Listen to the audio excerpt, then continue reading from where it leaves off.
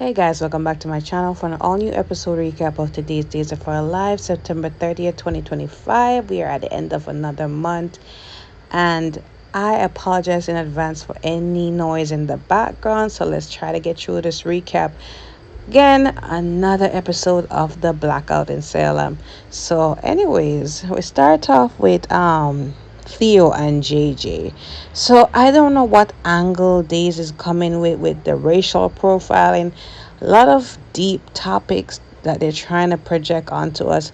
I mean, I don't mind the topic of it being brought onto the soap, but at the same time, like, I don't like how it was exhibited with Theo and JJ, because at the end of the day, like, Theo is using his past trauma to get at JJ for going back on the force again. And I'm saying, like, if he had such an issue with JJ, why did he accept being friends with him after all these years?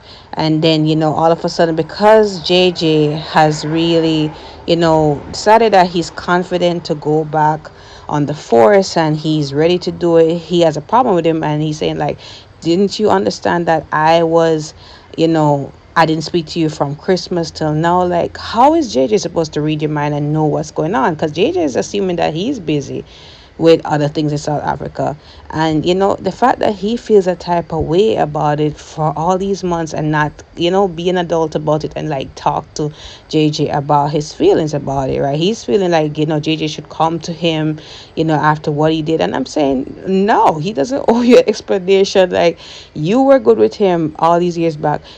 If you had a problem, you should have been the one to reach out. That's how I honestly feel about it. And you know, I think what happened in the blackout was that he was going for Paulina's phone because Paulina forgot it, and he offered to go get it for her at City Hall.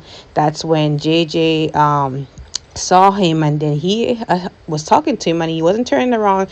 It looked as if JJ Theo froze, PTSD, whatever, and he was taking a while to turn around. At some point, he turned around when JJ said, "Freeze. I'm talking to you." He flashed the light in his eyes, and then he realizes, he apologizes, but at the same time, he's not accepting the apology because of what happened all these years ago.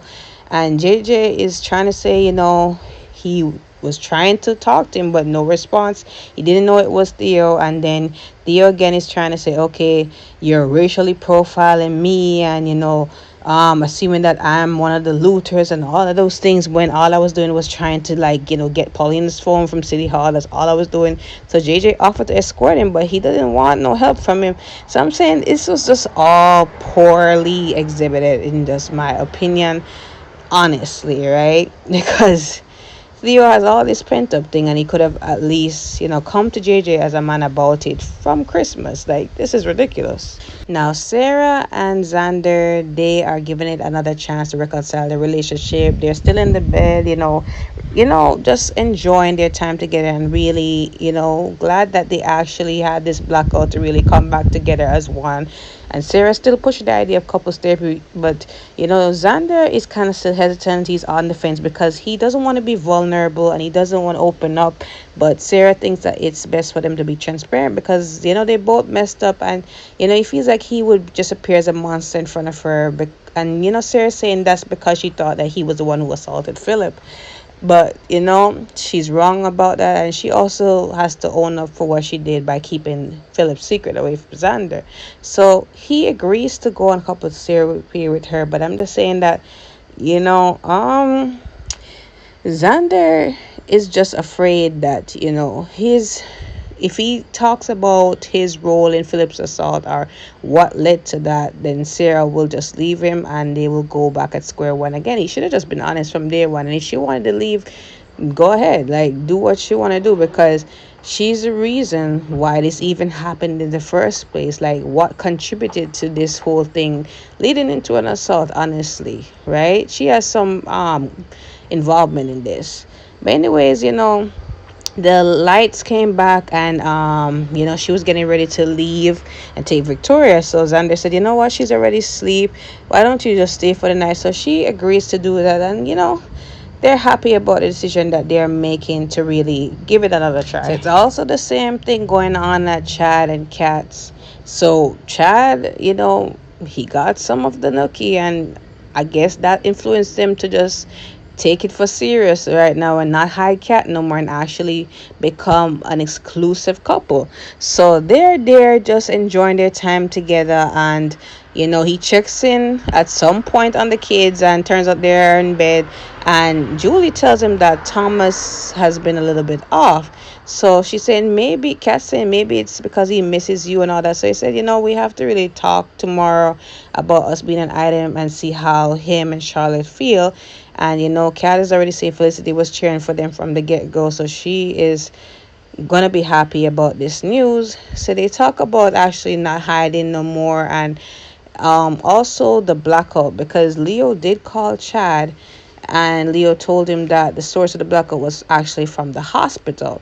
So he tells Chad that maybe it could possibly be linked back to EJ and all that. So Chad is saying when EJ has any kind of issues, he tends to lash out at people, especially people who work for him. So he tells Kat to just be wary of him and be on his good side. So Kat said he has been nothing but a gentleman, but I definitely try to stay on his good side, right? So he ends up going home because the lights are back on, and she said she wished the night didn't go anywhere else. So he said there'll be more opportunities for nights like this and everything now that we're out in the open.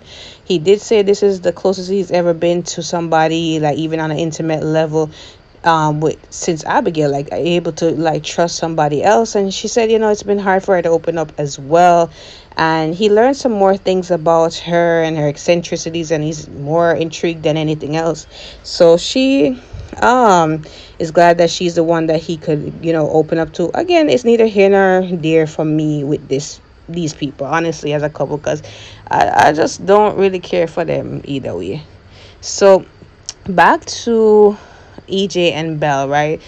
Again, Belle is finding any opportunity to waste airspace to just come at EJ about how she regrets being with him, how she regrets not just not using her common sense from the get-go and just staying far away from him. Sammy was right, other people were right about him, and she just decided to say, oh, he had a good side, and she still wanted to just trust that instinct, right? She should have walked away, right? So EJ saying, come on, that's how you really feel about me? Like, I thought we had something special. So she said, I thought so too, until you blasted me in the court trial.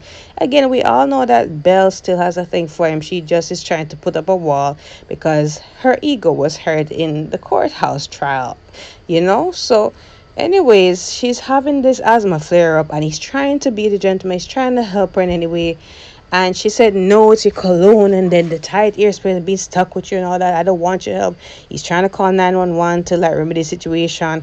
And she says it's no use because he's throwing a tantrum at this point for people to expedite them coming out. And she said, no, it makes sense to have a tantrum. So, lady, what is it that you want? Because he's trying to help in any way. Regardless of how you feel about him personally, he's actually trying to help you. So at some point, the light does come back in and the elevator opens up, and he gets her up because she was out of the inhaler and everything. And he said, do you sure you want me to get a doctor to you? So she said, no, I'm good. I just needed to get out this enclosed space and all of that, so I'm good to go, right? So she leaves, he wishes her good night, and that was really it. But Lord, she was just harping on him too much, honestly. Now, earlier, Jada and Paulina were at the police station, and before Theo went off to get the phone for Paulina, he was with her, and that's when Jada was talking to JJ about if he needed any more backup, because there was a lot of increase of looting in the Salem Square, and he said that he got it under control. So Theo overheard her talking to JJ, and he got angry at the same time. And at some point, that's when he went off. When Paulina wanted her phone to be returned to her, he offered to go get it, right? So they begin to talk, and then they're talking about the source of the breakout, right? So it turns out that the outage came from the hospital that's been, the electricity that's been sourced to the new wing that's been operated on. And again, they're just having their disdain over EJ about how it's all EJ's fault that they're in this predicament. But Paulina's just glad that he is in the predicament too, because she heard about the 911 calls that have been expedited to her office, and she was just petty about it and said that he's not that top of a priority, so he can always wait. So they're both laughing about how he's stuck in the elevator and let him wait there after all the damage he has done. So anyways, at some point, you know she asked about Theo and said, has he been okay? Because, Paulina's asking where he is and hopefully he's safe. And she was going to ask Jada for a phone to call on Abe, right? But she said, let's give him some more time. So that's when Jada asks, hey, has he been okay? So before she could answer, the light came on back. Theo came back with the phone. And Theo just mentioned that, look, like, you need to talk to JJ about how he's handling things, because for one thing, you're a woman of color and you're the commissioner, like, you need to do something about this, right? So Jada's trying to explain again and asks like what happened. So he said he just needs to get out of there and go home, and Paulina just goes behind him. But I'm just saying that he's not handling this really well. Honestly, this can actually be done a lot better, right? But anyways, you guys let me know in the comments below what you guys think. Did Theo actually claim about this the right way? Let me know. But don't forget to like, follow, and subscribe to my channel. I will see you guys tomorrow. Thank you for your support thus far.